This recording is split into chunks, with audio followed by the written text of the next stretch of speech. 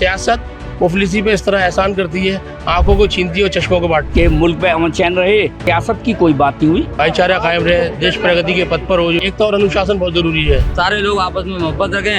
ईद का मौका है और नमाजी ताजमहल के अंदर ईद की नमाज अदा करके आ रहे हैं। किस तरह से ताजमहल के अंदर ईद की नमाज अदा की गई, क्या दुआएं मांगी गई। ये नमाजी हैं जो ताजमहल में ईद की नमाज अदा करके आ रहे हैं। इनसे बात करते हैं, इनसे जानते हैं कि किस तरह से नमाज अदा की गई और क्या दुआएं मांगी गई। ये आपका नाम बता दीजिए। सैयद मुरव्वर अली, अध्यक्ष राष्ट्रीय स्मारक सुरक्षा समिति। तो आज ईद का मौका है, ताजमहल में ईद की नमाज अदा की गई, क्या कहना चाहेंगे। ईद की असल में ईद जो है ये एक तोहफ़ा है, और ये तोहफ़ा जो है रमज़ानों में रोज़े जो रखे गए हैं उसके एवज़ में तोहफ़ा है।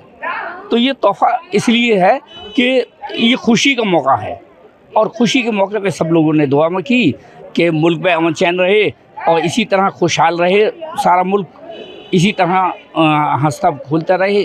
और इस बीच में सियासत का दौर भी है, लोकसभा चुनाव बेहद नज़दीक है, क्या कहना चाहेंगे, क्या मुद्दे रहने वाले हैं। सियासत का मतलब ये है कि इस टाइम जो पब्लिक का काम करे, जो पब्लिक को पसंद आए, वो सांसद चुनेंगे।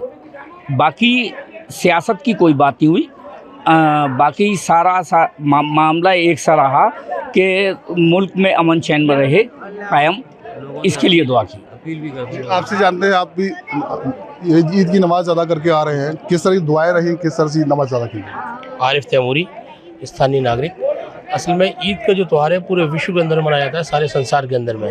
ईद का अर्थ जो है खुशी का, समझे ना। तो इसमें भाईचारा कायम रहे, देश प्रगति के पथ पर हो जो है, और आने वाली जो चुनाव है इस देश में और इस मुल्क की भलाई के लिए बेहतर प्रधानमंत्री हो जो है, जो हमारे कम से कम एक विश्व के मानचित्र में भारत की एक लोहा मनवा सके, उस व्यक्ति की आवश्यकता है। इसके लिए विशेष दुआ करी गई, समझे ना।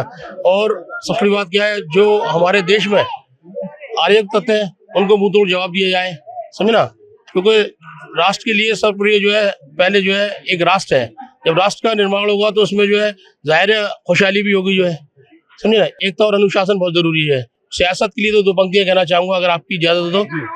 सियासत मुफलिसी पे इस तरह एहसान करती है, सियासत मुफलिसी पे इस तरह एहसान करती है, आंखों को छीनती है और चश्मों को बांटती है। वाह, आपने बहुत अच्छा शेर सुनाया, बहुत अच्छी सियासत की बात की। और लोगों से बात कर लेते हैं जी। आप नमाज अदा करके आए, ईद का मौका है, क्या कहना चाहेंगे। ये खुशी का मौका है, और आगरा की आवाम से ये अपील है कि सारे लोग भाईचारा कायम रखें, सारे लोग आपस में मोहब्बत रखें, मिल के चलें। लोकसभा चुनाव भी है नजदीक, जी बेहद नजदीक है, बिल्कुल। तारीख भी नजदीक आ रही है, वोटिंग की क्या मुद्दे रहने वाले हैं और दुआओं में क्या है। दुआ तो यही है, देखो किसी हुकूमत का बादशाह जो है वो अल्लाह चुनता है, और अल्लाह बेहतर करेगा लोगों के साथ में। और हमारी भी यही दुआ है कि अल्लाह हमारे साथ में और आवाम के साथ में और सारे आलम के साथ में बेहतरी अता फरमाए। दुआएं मांगी गई हैं। जी, ये दुआ इसलिए मांगी गई सर, सारे आलम में अमन और चैन है, खुशी का माहौल है। और लोगों से जानते हैं, आपसे जानते हैं, आप नमाज अदा करके आ रहे हैं ताजमहल, ईद का मौका है, क्या कहना चाहेंगे। सबसे पहले आगरे वालों की तरफ से पूरे हिंदुस्तान को ईद मुबारक, और अल्लाह का शुक्र है ये हमारे शहर आगरा को सुलूकल की नगरी कहते हैं। जितना भाईचारा हमारे शहर आगरा के अंदर है शायद ही पूरे इंडिया में हो। तो मैं यही चाहता हूँ कि हमारे देश के अंदर ये भाईचारा जैसे चल रहा है वो चलता रहे। लोकसभा चुनाव का दौर भी है, क्या मुद्दे रहने वाले हैं, क्या मांगे हैं जो सामने रखेंगे। नहीं सर, आवाम की कोई उसका बस विकास की मांग रहती है सबके लिए, और क्या मांग रह सकती है।